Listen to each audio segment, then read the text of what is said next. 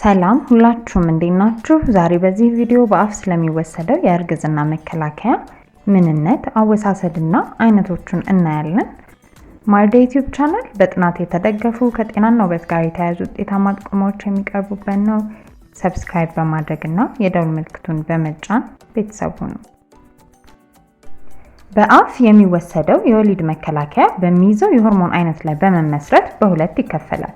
የመጀመሪያው ኮምባይንድ ኦራል ኮንትራሴፕቲቭ ሲሆን ሁለተኛው ፕሮጀስቲን ኦንሊ ፒል ነው።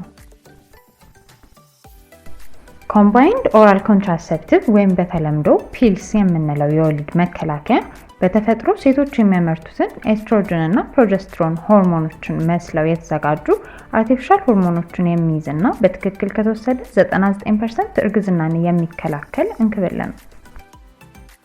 እንቁልጢ ተብሎ ከሚጠራው የሴቷ እንቁላል ማኩረቻ እንቁላል ከተለቀቀ በኋላ ከወንድ ዘር ጋር ሲገናኝ እርግዝና ይፈጠራል። ፒልስ ሴት ልጅ እንቁላል እንዳትለቅ በማድረግ እርግዝናው እንዳይፈጠር የሚያደርግ ሲሆን በተጨማሪም በማህፀን በር አካባቢ ያለው ፈሳሽ እንዲወፍር በማድረግ የወንድ ዘር ማለፍ እንዳይችልና የማህፀን ግድግዳ ለእርግዝና ራሱን በሚያዘጋጅበት ወቅት እንዲሳሳ በማድረግ የሴቷ እንቁላል ከወንድ ዘር ጋር ተቀላቅሎ ጽንስ ቢፈጠር እንኳን በማህፀን ግድግዳ ላይ መጣበቅና ማደግ እንዳይችል ያደርገዋል። 3 አይነቶችን የሚይዝ ሲሆን እንደሚያመርታቸው ፋብሪካዎች ልዩነት የተለያየ ብራንድ አላቸው። የመጀመሪያው አይነት ሞኖፌዚክ 21 ዴይስ ፒልስ የሚባለው ነው። በዚህኛው አይነት የወሊድ መከላከያ እንክብሎች ውስጥ ተመሳሳይ የሆነ የሆርሞን መጠን የሚይዙ 21 ኪኒኖች በአንድ ፓኬት ውስጥ የሚኖሩ ሲሆን በየቀኑ አንድ እንክብል ለ21 ቀን እንውጣለን። ለአንድ ወር የተቀመጡትን 21 ኪኒኖች ከጨረስን በኋላ ለ7 ቀን ምንም አንወስድም። በዚህ ጊዜ ውስጥ ደም እናያለን። በ8ኛው ቀን ላይም ሌላኛውን ፓኬት መዋጥ እንጀምራለን። እንደዚህ እያደረግን በየቀኑ በተመሳሳይ ሰዓት ከመጀመሪያው እንክብል ጀምረን በአንድ ወር ውስጥ ለ21 ቀን መከላከያውን እንውጣለን።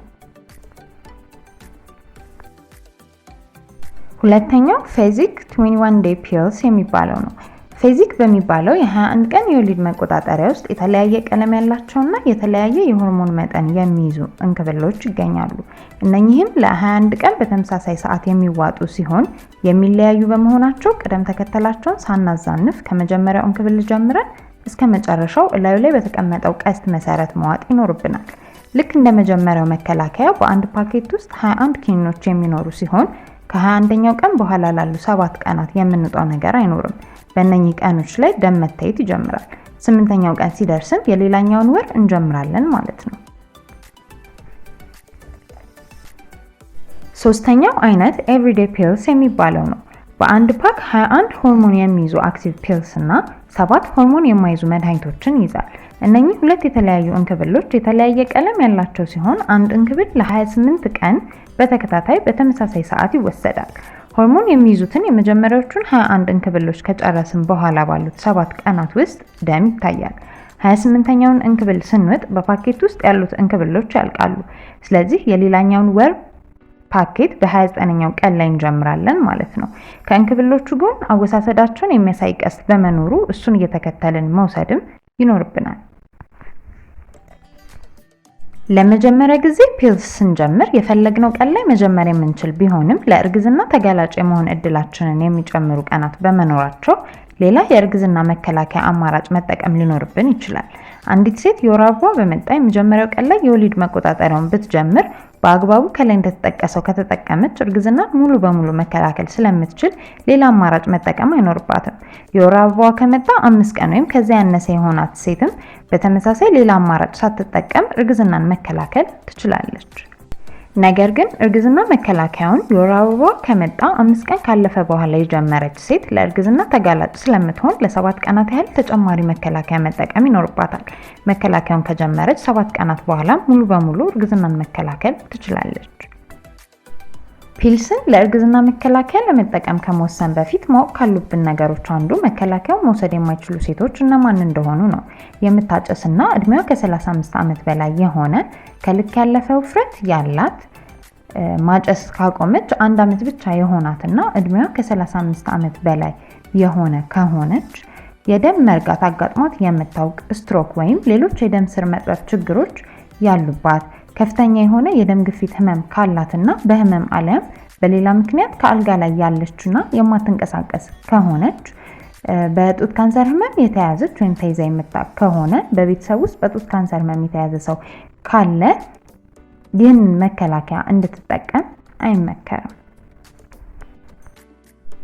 ለእርግዝና መከላከያ ከመጠቀም ባለፈ ፒልስ የወር አበባቸው እየተዛባ ለሚያስቸግራቸው፣ ለብዙ ቀን ደም ለሚፈሳቸው ሴቶች ሊሰጥ ይችላል። በተጨማሪም ከወር አበባ በፊትና በወር አበባ ወቅት ለሚኖሩ የህመም ምልክቶችና ከሆርሞን ጋር ተያይዞ ለሚከሰት ብጉርም ሊታዘዝ ይችላል። በአፍ ከምንወስደው የወሊድ መከላከያ ሁለተኛው አይነት ፕሮጀስቲን ኦንሊ ፒል የሚባለው ሲሆን አርቲፊሻል የሆነ ፕሮጀስትሮን ሆርሞን ብቻ የሚይዝ ነው። ሚኒ ፒል በመባልም ይታወቃል።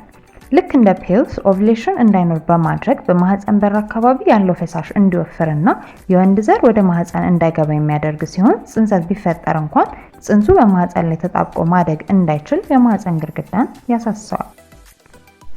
ሚኒ ፒል እንዲወስዱ የሚመከሩ ሴቶች፣ 1. ጡት የሚያጠቡ ሴቶች። ፒልስ የጡት ወተት ምርት ይቀንሳል ተብሎ ይታሰብ ስለነበር የሚያጠቡ ሴቶች የማይመርጡትና የጤና ባለሙያዎችም ከወለደች 21 ቀን ያልሞላት ሴት እንድትወስደው የማያበረታቱት መድኃኒት ነበር። ስለዚህ ይህኛው እንክብል ለምታጠባ እናት ተመራጭ ተደርጎ ይወሰዳል። በቅርብ የተሰሩ ጥናቶች ፒልስ መጠቀም የወተት ምርትን እንደማይቀንስ ቢያሳዩም አሁንም በብዙ እናቶች የሚመረጠው ፕሮጀስትሮን ኦንሊ ፒል ነው። 2. የጤና ችግር ያለባቸው ሴቶች።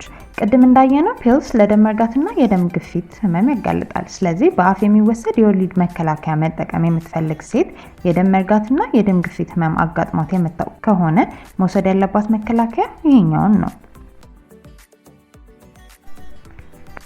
በተቃራኒው የጡት ካንሰር ህመም ያለባት ወይም ተይዛ የምታውቅ ሴት አለም የቅርብ ቤተሰብ በዚህ ህመም ተይዞ የሚያውቅ ከሆነ፣ የጉበት ችግር ካለ እንዲሁም በምርመራ ያልተረጋገጠ የደም መፍሰስ ያላት ሴት ይህንን ክብል እንድትወስድ አይመከርም። አወሳሰድ። 2 አይነት የፕሮጀስቲን ኦንሊ ፒል አይነቶች አሉ፣ ባለ 3 ሰዓት እና 12 ሰዓት። ሁለቱም 28 ኪኒኖችን ለ1 ወር በሚይዝ መልኩ የተዘጋጁ ሲሆን የሚመቸንን ሰዓት በመምረጥ በቀን 1 ኪኒን ለ28 ቀን ከወሰድን በኋላ ሳናቋርጥ በ29ኛው ቀን ላይ ሌላኛውን ፓኬጅ እንጀምራለን። ባለ 3 ሰዓት ፕሮጀስቲን ፒል መርጠን ከምንወስድበት ሰዓት ጀምሮ ባሉ 3 ሰዓታት ውስጥ እንክብሉን መውሰድ የሚቻል ሲሆን የ12 ሰዓቱ ደግሞ ከምንጥበት ሰዓት ጀምሮ ባሉ 12 ተከታታይ ሰዓታት ውስጥ መውሰድ የሚቻል ነው። ለምሳሌ የ3 ሰዓቱን የምትወስድ ሴት መድኃኒቱን ለማዋጥ ምቹ ነው ብላ ማታ 3 ሰዓት መውሰድ ብትጀምር ማታ ከ3 እስከ 6 ባለው ጊዜ ውስጥ መድኃኒቷን መውሰድ ትችላለች ማለት ነው። የ12 ሰዓቱን የምትጠቀም ሴት ከሆነች ደግሞ ከማታ 3 ሰዓት እስከ ቀን 3 ሰዓት ባለው ጊዜ ውስጥ መድኃኒቱን መውሰድ ትችላለች። ኪኒኑ እንዳይረሳና ስህተትን ለማስወገድ በተመረጠ ተመሳሳይ ሰዓት ሁሌም መውሰድ ያስፈልጋል። ፒልስ እንዲሁም ፕሮጀስቲን ኦንሊ ፒልን የቲቪ እና ለኤችአይቪ የሚሰጡ መድኃኒቶችን የሚወስዱ ሴቶች እንዲጠቀሙ አይመከርም።